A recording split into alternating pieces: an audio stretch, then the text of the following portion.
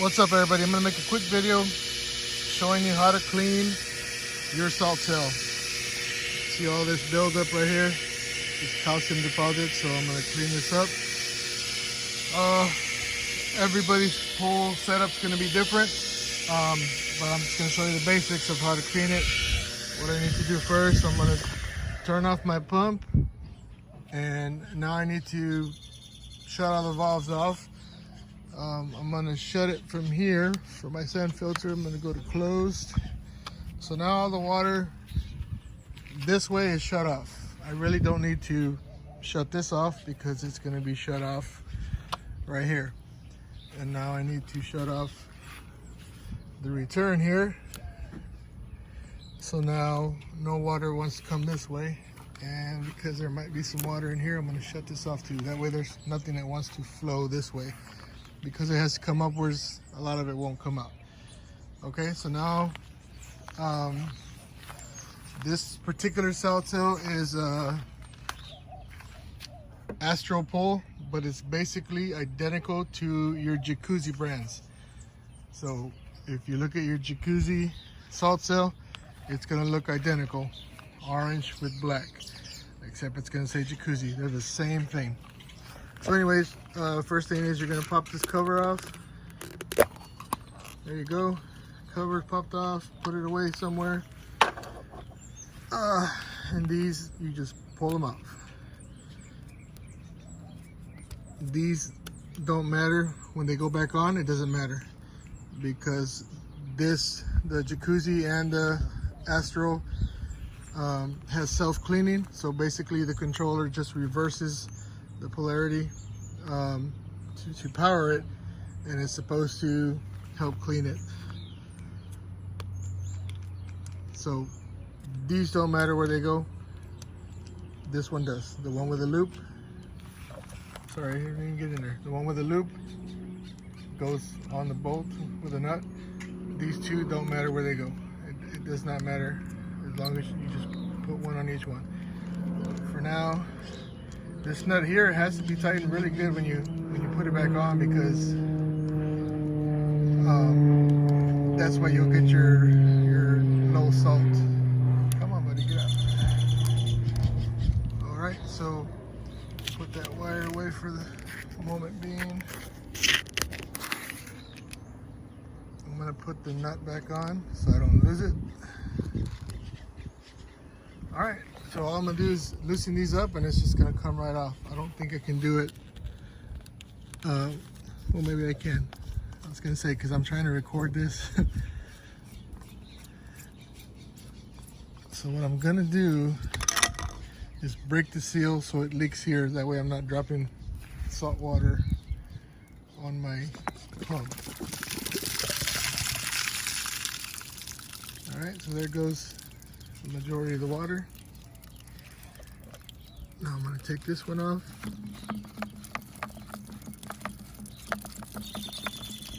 Try not to drop my cell, hopefully.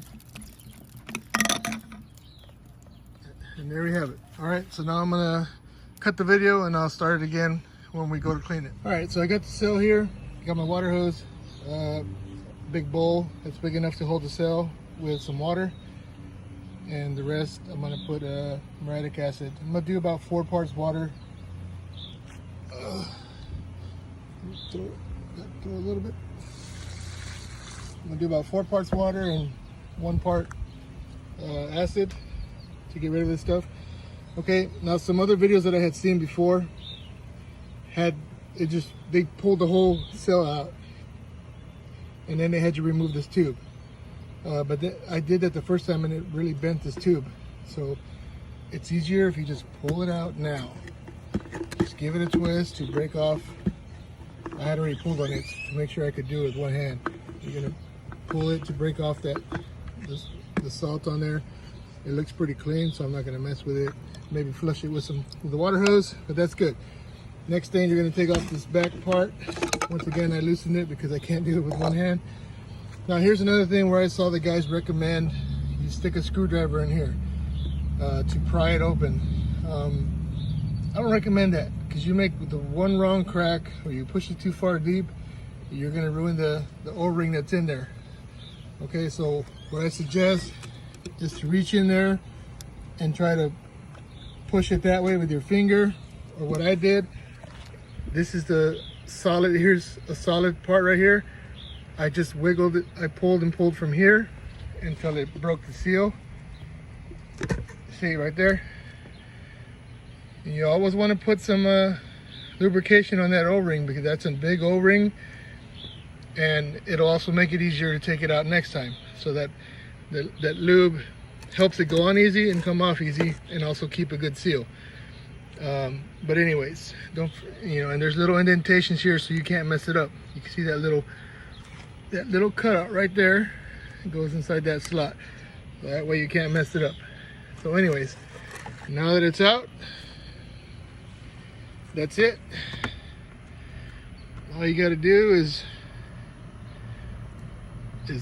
pour it in there with the acid. So if there is a little bit left over, you can get that with maybe a bottle cleaner with little bristles that you can stick down in there. But I think most of it will come off. If not, the water hose will get the rest of it off. But you can see this crap, it's actually pretty hard, but it should come right off. Here we go. So I'm gonna add, you always want to be careful. This was in my shed, and it just, see how it's throwing out a little bit of a mess. You don't want to breathe that in. You don't want to get that in your face. People are going to tell you to wear gloves. It doesn't bother me. When you're diluting it this much, it's not going to burn you. But hey, that's up to you. You want to be safe, definitely wear gloves. I just don't see the point. All right, so we got the acid in there. Let's put the cover back on. Okay, we're about to drop the cell. Let's see what it does.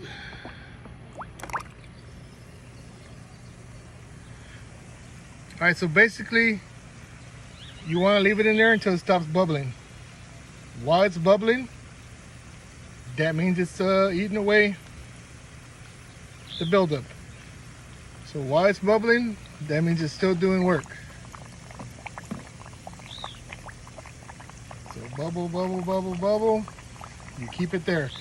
Could be 10 seconds, could be 20 seconds, could be 30, could be a minute, could be 2 minutes. You don't want to leave it longer than it needs to be, but as long as it's bubbling this bad, you still need to leave it there. That means it's still doing its job. Once that bubbling kind of dwindles down, I'm going to pull it out, run the water hose on it real quick, and if there's any big chunks, I might put it in for another dip. Okay, so I think we're at about 45 seconds or so, but you can see it's still bubbling pretty well. Might give it a little movement.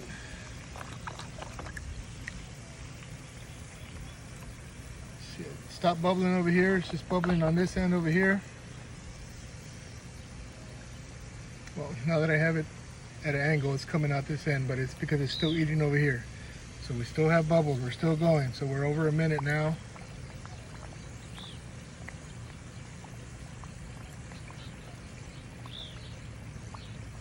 Slowing down now.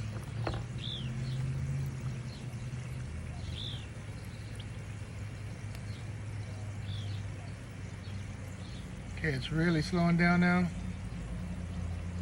I'm gonna lift this side up since this side should be pretty clean. Small little bubbles left. Let's see what it looks like. I'm gonna pull it out. Look at that. Sorry. Look at that. Done. Clean.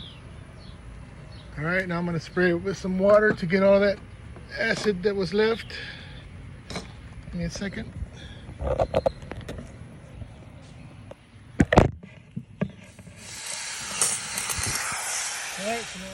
All right, got her all cleaned up. As you can see, huge difference. There's no more white buildup. I mean, literally, if I was just doing this without making a video, I could have had it off and back on in less than 5 minutes. It's a really quick job. Remember, these two does not matter. Now, when I'm telling you this, that it doesn't matter, I'm telling you for these specific models, the Jacuzzi J-SS40 or this Astral VX7T. They're the same. They have the same salt cell. They are identical besides the name on it. The other one's gonna say Jacuzzi. But anyways, when they have these kind of connections, it's because it has reverse polarity to help keep the cell clean. So if you have one that has a setup like this, where you have these pins that you push in the holes, then it should have reverse polarity, and it doesn't matter which one goes where. It does not matter. The only one that matters is this one, and that one has a closed circle connection, and that one goes on to the nut. The other two don't matter. Okay, last thing would be to put the cap on, but I don't have it. So now I'm gonna open up my return, go back to my filter, put it back on filter, and now I'm ready to turn it back on. So it'll take a minute to fill up. It'll probably take about 20 seconds to start making chlorine.